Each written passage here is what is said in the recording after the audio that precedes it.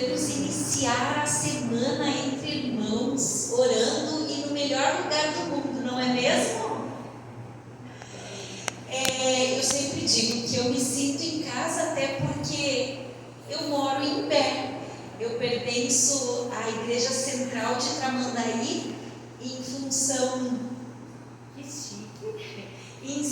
função da localização geográfica. Minha casa fica mais próximo da Igreja Central, mas eu me sinto muito bem entre os irmãos e estou em casa, né? Que alegria poder estar aqui mais uma vez para louvarmos e bendizer a esse Deus maravilhoso que preservou a nossa vida, e por isso nós estamos aqui nessa linda noite de verão.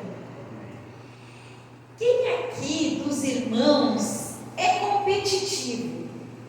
Levanta a mão. A Fábio já levantou. Que é competitivo numa disputa lá de vôlei, futebol, se atira. Só a Fábio? Tem mais alguém aí? Estou vendo as mãozinhas levantadas. Eu também. Gosto muito de participar e sou competitiva.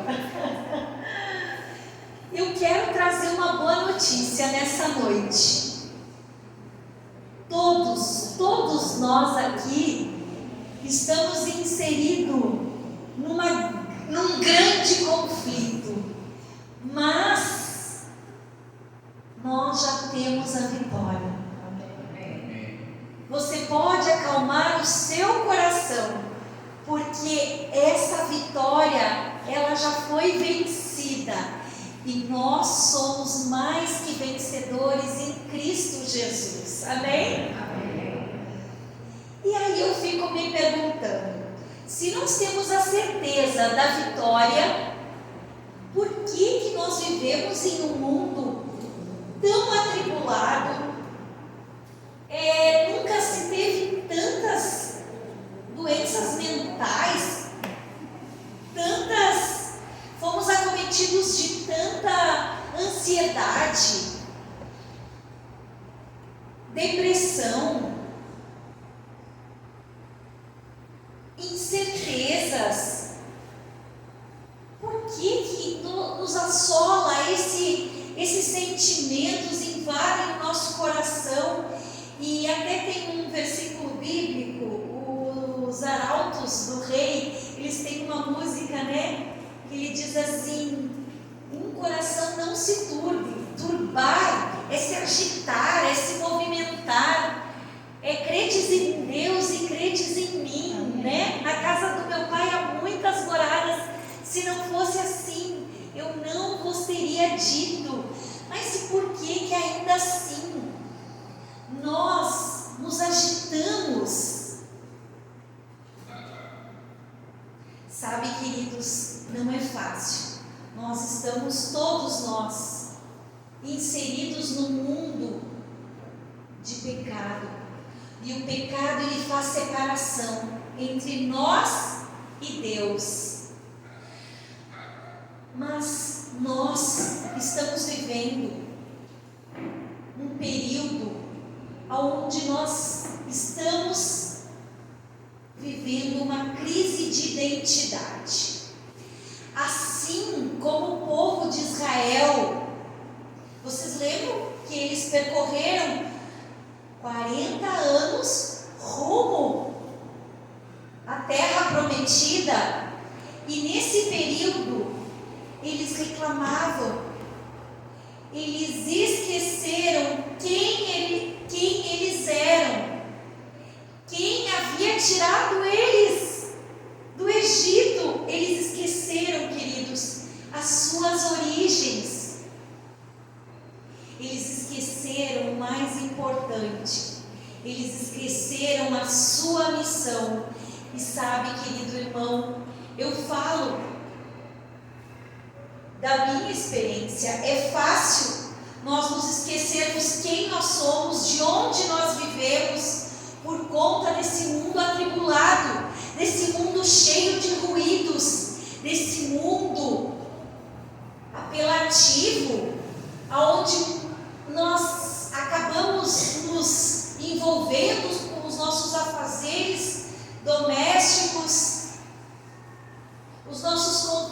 compromissos, mas, queridos, Deus, Ele deixou um povo remanescente, que tem uma missão para esse mundo. O povo da aliança. Nascemos, queridos, com um propósito sagrado. Sabemos a quem pertencemos e quem é o nosso Pai. E se você esquecer tudo do que eu falar essa noite, eu queria que você lembrasse disso que eu vou te falar agora. Queridos, eu e você, nós somos o filho do Rei dos Reis.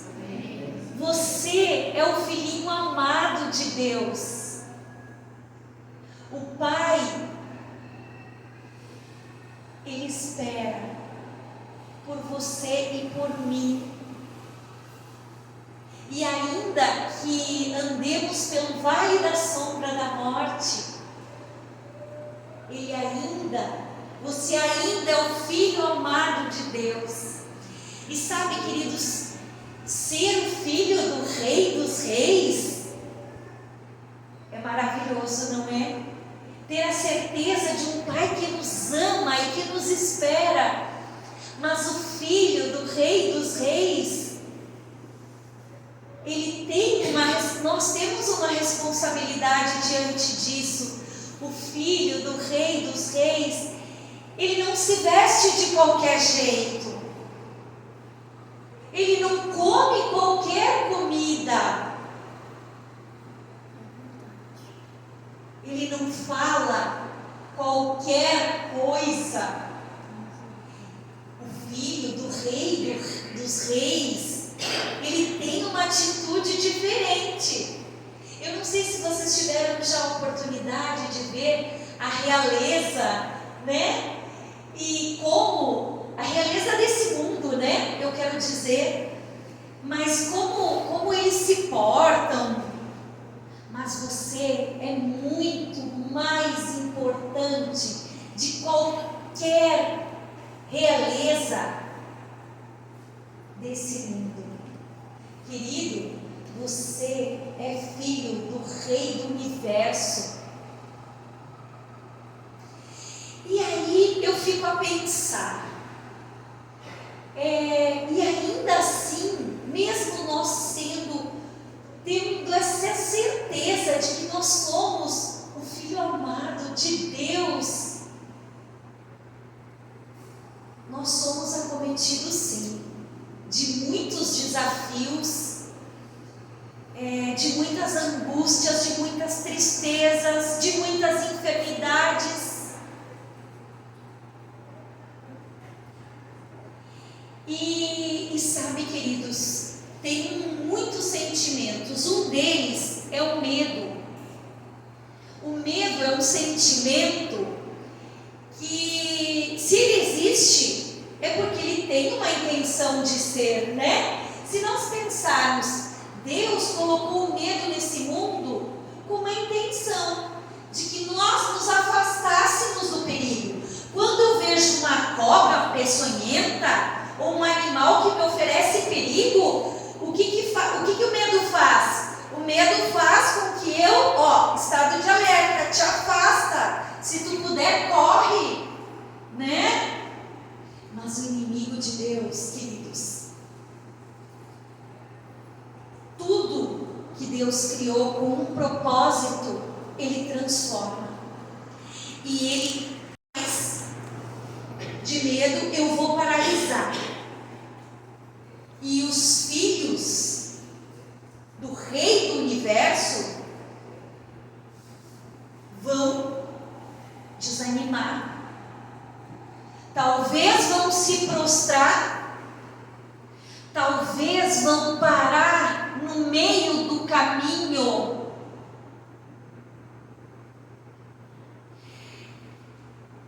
Tem um versículo bíblico que ele diz assim: Jesus é o caminho, a verdade e a vida. Ninguém vai ao Pai senão por mim. O caminho, queridos, o caminho é para ser percorrido. O caminho é para ser andado, mesmo em meio à tribulação, mesmo em meio às dificuldades. Talvez essa noite eu esteja falando para alguém que tem passado ou que está passando por desafios. Talvez o seu coração, enquanto eu falo, turbe, se agita. Então, queridos, eu queria te convidar para que tu pudesse abrir a tua Bíblia no livro de Lucas, no capítulo 12. Nós vamos ler do 24 até o versículo 31. Lucas 12, do 24 ao 31. E mais uma vez, eu queria te convidar para orarmos. Com a tua Bíblia aberta, Lucas 12, do 24 ao 31. Assim como nós estamos, vamos orar. Pai, nós estamos aqui na tua presença, Pai. Prepara o nosso coração para entender as tuas verdades. Neste momento, a Cris sai de cena. E que tu possa me usar para falar as tuas verdades. E que tudo aquilo que nós aprendemos aqui, Pai, nós possamos colocar em prática.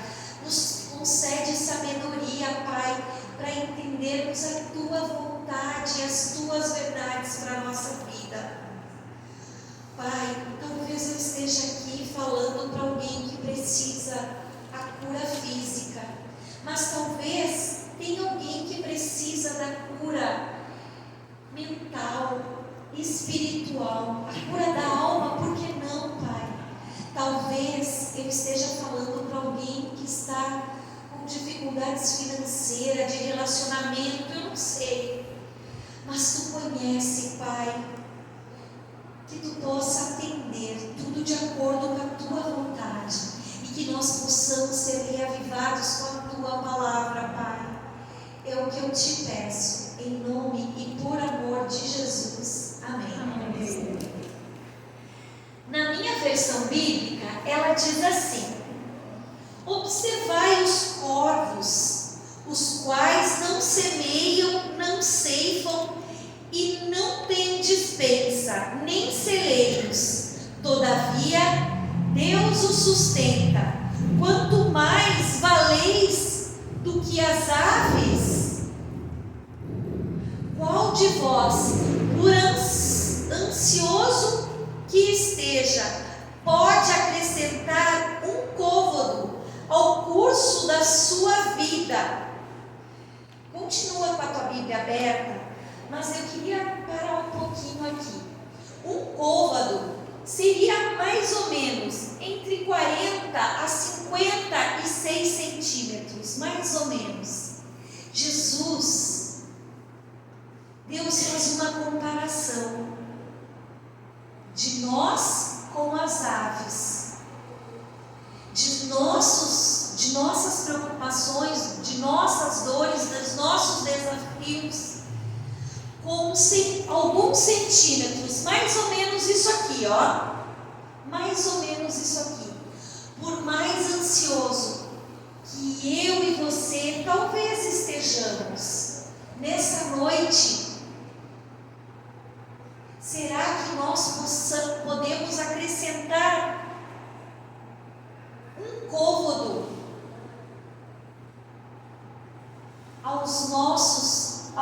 à nossa vida?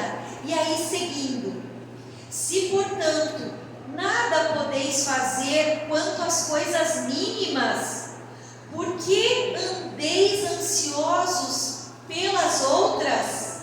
É uma pergunta. Observar os lírios, eles não fiam, eles não tecem. Eu, contudo, vos afirmo que nem Salomão, em toda a sua glória, se vestiu com qualquer deles. Queridos, só fazendo um parênteses, continua com a tua Bíblia aberta. Nós sabemos que Salomão foi um dos homens mais inteligentes que pisou os seus pés aqui nessa terra. Inteligente, rico. Ele obteve tudo que um homem poderia ter. Nem mesmo Salomão. A Bíblia fala que Salomão, além de riquezas, inteligência, capacidade intelectual, ele teve mais de 1000 mulheres, entre concubinas e mulheres. Tudo que um homem, que uma mente humana de um homem, para nós mulheres é difícil, né, imaginar e pensar como um homem, mas se a Bíblia disse que ele tinha, eu fico pensando, 1000 mulheres, que incomodação.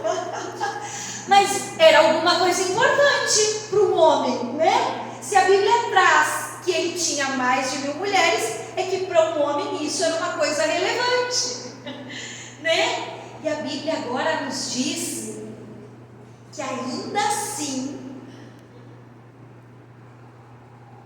ele, mesmo Salomão, em toda a sua glória, se vestiu como qualquer deles.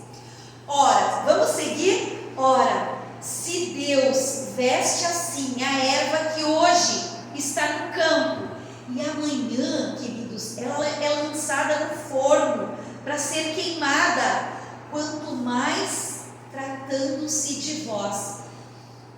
Vocês lembram? Tratando-se de vós, por quê? Vocês são quem? Vocês são um filho do Rei dos Reis. E daí ele puxa a nossa orelha. O que diz aí na tua Bíblia? Homens de pequena fé. Não andeis, pois, a indagar o que haveis de comer ou beber, e não vos entregueis às inquietações, porque os gentios de todo o mundo é que procuram estas coisas, mas vosso Pai sabe que necessitais delas. Buscai antes de tudo o seu reino, e estas coisas vos serão acrescentadas. Sabe, queridos, aí tem uma parte muito importante. Buscai em primeiro lugar o seu reino. Tudo, queridos, tudo aquilo que você e eu nós formos fazer, mesmo aos nossos olhos, sendo pequena, nós devemos primeiro buscar a Deus. Buscar a Deus, porque as demais coisas Ele vai acrescentar. E aí talvez você esteja tentado a pensar, Cris, mas às vezes é uma coisa boba. Vocês querem ver? Dizem os estudiosos que nós, desde o momento que nós acordamos até o momento que daqui a pouco mais nós vamos fazer, que é dormir, nós fazemos em média 1000 escolhas durante um único dia. Mais ou menos, algumas pessoas mais, outras menos. E talvez você diga assim,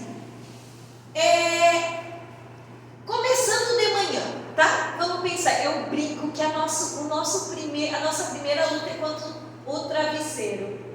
Sabe por quê? Porque quando o relógio desperta, principalmente quem tem horário a cumprir, né? Eu falo da minha experiência. Às vezes a gente é tentado a deixar mais 5 minutinhos no silencioso. Aqueles 5 minutinhos pode parecer bobinho, pequeno, mas, queridos, não é. Por isso que nós precisamos, nas primeiras horas do dia, buscar a Deus em primeiro lugar. Porque até esses pequenos detalhes, Ele faz a diferença. Você quer ver? Se eu permaneço 5 minutos a mais, isso vai refletir em eu não conseguir estar com a minha filha. Ela sai muito cedo, ela faz um curso técnico em meio ambiente, né? E ela passa o dia em Osório. E esses 5 minutos significa em nós duas atropelarmos, não conseguirmos conversar e isso reverberar ao longo do dia. Porque já aconteceu. Filha, pega tuas coisas, levanta aí, corre. Parece pequeno detalhe, mas queridos, não o é. Isso vai refletir ao longo do meu dia, porque eu já saio atropelando e da mesma forma ela. A gente já se agita, aquele dia parece que não fica igual. Vocês entendem o porquê da importância disso que nós acabamos de ler, que nós devemos buscar a Deus em tudo aquilo que nós vamos fazer, e as demais coisas vão nos sendo acrescentadas ao longo do dia, ao longo, de cada momento em que nós vivemos. E queridos, não nos enganemos, nós vamos andar ansiosos, se não fosse assim, a Bíblia não estaria dizendo. Ela sabe, Deus sabe que nos últimos dias nós estaríamos ainda mais ansiosos, mais atribulados. Calma. E ainda que você esteja agitado, que teu coração turbe, se movimenta, entrega para mim, fala para mim, porque eu talvez não vou resolver, mas eu vou te dar paz. E quando nós vamos a Deus, queridos, algumas vezes Ele diz sim, outras vezes Ele diz espera, outras vezes Ele diz não. Mas todas as vezes que nós formos a Ele vai nos dar paz. Amém?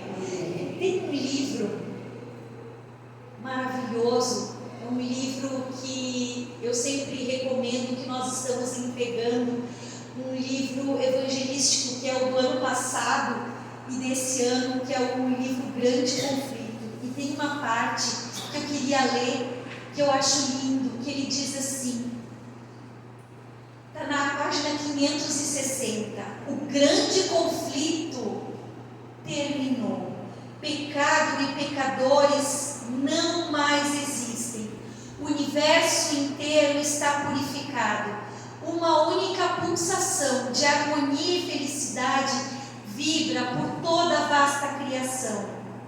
Daquele que tudo criou emana vida, luz e alegria por todos os domínios do espaço infinito, desde o minúsculo átomo até o maior dos mundos, todas as coisas, animadas e inanimadas, em sua serena beleza e perfeita alegria, declaram que Deus é amor.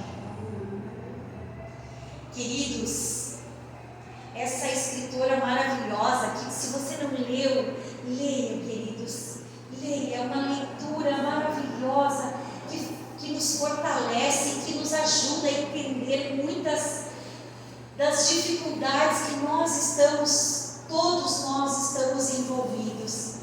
E eu queria ainda convidar aos irmãos que nós pudéssemos abrir a nossa Bíblia no livro de Apocalipse, no capítulo 21, o último livro da Bíblia, no capítulo 21, aonde João, ele tem uma visão de como é esse lugar que o Pai está preparando para mim e para você. Mas antes de nós lermos, eu queria contextualizar um pouquinho. João, quando ele tem essa visão e quando ele escreve o livro de Apocalipse, ele está preso na ilha de Patmos. E o mar é o limite, né? É o limite. Para ele, o mar é o que separa ele das pessoas. Então ele começa assim, visão do novo céu e da nova terra. Olha só que lindo, lindo, irmãos. Ele diz assim, ó: vi novo céu e nova terra, pois o primeiro céu e a primeira terra passaram, e o mar já não existe. Eu tenho uma colega que ela disse para mim: Cris, então tu está me dizendo que lá no céu não vai ter rio, não vai ter água, que não vai... Aí eu disse para ela: querida, não, é porque assim, o mar era o limite para quem escreveu. Então ele diz: o mar já não existe, o limite, né, que era o que aprisionava ele, era o mar. Então ele começa dizendo: o mar já não existe. Vi também a cidade santa, a nova Jerusalém, que descia do céu, da parte de Deus, ataviada como noiva, adornada para o seu esposo. Quem já foi aqui em casamento? Um casamento onde a noiva entra, ali eu já vi o braço lá atrás, onde quem já foi no casamento. Qual é a parte principal do casamento? A entrada da noiva. A entrada da noiva. Que coisa linda, né? A gente fica esperando ansioso para ver, todos se voltam para ver como que é o vestido da noiva. Não é assim? Eu fiquei fascinada quando eu li pela primeira vez isso. Eu fiquei, para nós mulheres, isso tem um significado maior, né? E eu ficava imaginando o noivo aguardando a chegada e todos esperando aquela linda noiva que adentra. E assim vai ser, queridos, assim vai ser. A Bíblia diz que como João vê, né? Era a noiva adornada, ataviada, é uma comparação para o seu esposo. Então João diz, né? Então ouvi grande voz vinda do trono dizendo: eis o tabernáculo de Deus com os homens. Deus habitará com eles. Eles serão povos de Deus, e Deus mesmo estará com eles. Ai, queridos, olha que linda essa promessa. E lhes enxugará dos olhos toda lágrima, e a morte já não existirá. Já não haverá luto, nem pranto, nem dor, porque as primeiras coisas já passaram.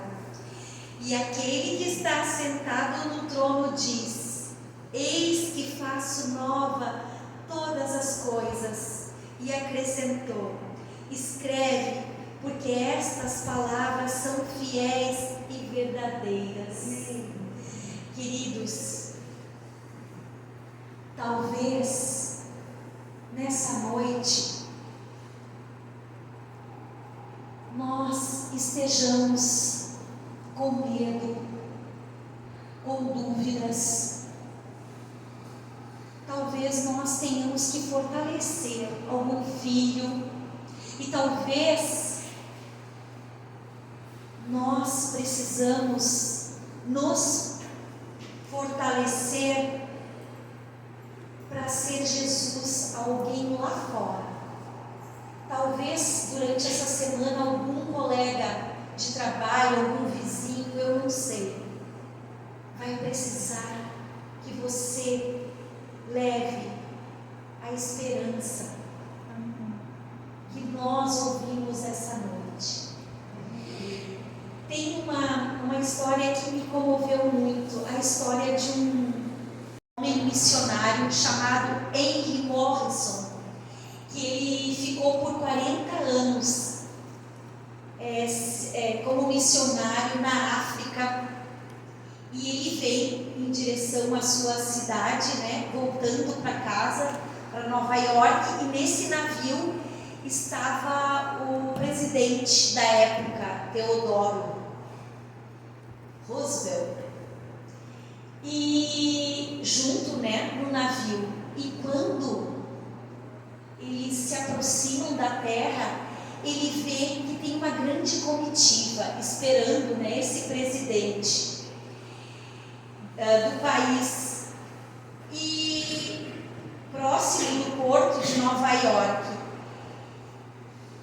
E enquanto isso, Henry, né, ele percebe que ninguém estava lá esperando ele.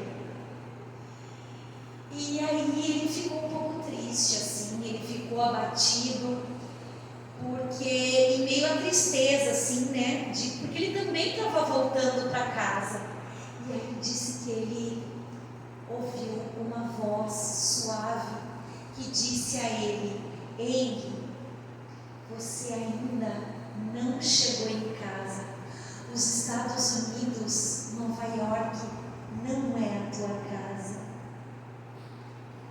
Em meio à dor, ao sofrimento que nos atinge, queridos, nós devemos ter sempre em mente que ainda nós não chegamos em casa. Amém. A nossa casa, o nosso lar celestial não é aqui. Assim como esse missionário não estava chegando em casa, não é a nossa casa, essa que nós vamos voltar logo mais. Mas mesmo em meio à dificuldade, eu quero que você tenha certeza. Vocês lembram do que eu falei no início? Você é o filhinho amado de Deus. Amém. E Ele te diz, mesmo em meio à dificuldade: filhinho, aguenta um pouquinho mais, eu logo vou aí para te buscar. Então eu queria que ao som da música nós nos colocássemos em pé e nós cantássemos essa linda canção, esse lindo hino, com a certeza de que o Pai, Ele está aqui e Ele vai nos conduzir até o nosso lar celestial. Amém.